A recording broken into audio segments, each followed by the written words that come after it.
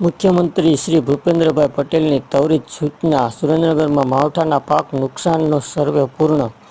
સુરેન્દ્રનગર જિલ્લામાં તાજેતરમાં પડેલા માવઠાના કારણે ખેડૂતોને થયેલા પાક નુકસાનનો તાગ મેળવવા માટે ખેતીવાડી ખાતા દ્વારા યુદ્ધના ધોરણે સર્વેની કામગીરી હાથ ધરવામાં આવી હતી. આ કમોસમી વરસાદના કારણે ખેડૂતોના માથે આવી પડેલી આપત્તિનો સમય મુખ્યમંત્રી શ્રી ભૂપેન્દ્રભાઈ પટેલે વહારે આવ્યા છે. મુખ્યમંત્રીશ્રીએ આ નુકસાનીનો તાત્કાલિક સર્વે કરવા માટે સૂચનાઓ આપી હતી, જેના પગલે ખેતીવાડી વિભાગ દ્વારા યુદ્ધના ધોરણે સર્વેની કામગીરી પૂર્ણ કરવામાં આવી.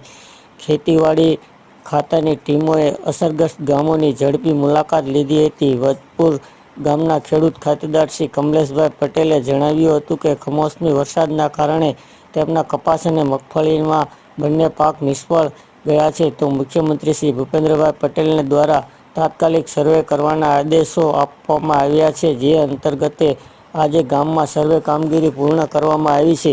રાજ્ય સરકાર દ્વારા તાત્કાલિક પેકેજ જાહેર કરવામાં આવે એવી અપેક્ષા પણ વ્યક્ત કરી હતી. મારું નામ પુરિયા નિલેશભાઈ રમેશભાઈ, હું ઝઘડવાની સીમનો ખેડૂત ખાતેદાર છું. અત્યારે મેં કપાસનું વાવેતર કરેલું હતું. ભારે વરસાદના કારણે અત્યારે કપાસ સંપૂર્ણપણે ખરાબ થઈ ગયેલ છે. ઉપર કપાસ ઉગેલ પણ ગયેલ છે. અત્યારે સર્વેની ટીમ આવેલી છે સર્વે કરવા, અને મારે મુખ્યમંત્રી અને કૃષિમંત્રીને એ રજૂઆત છે કે જલ્દીમાં જલ્દી સહાય આપવા વિનંતી. મારું નામ કમલેશભાઈ બાબુભાઈ પટેલ, હું વરતપુરની સીમનો ખેડૂત ખાતેદાર છું.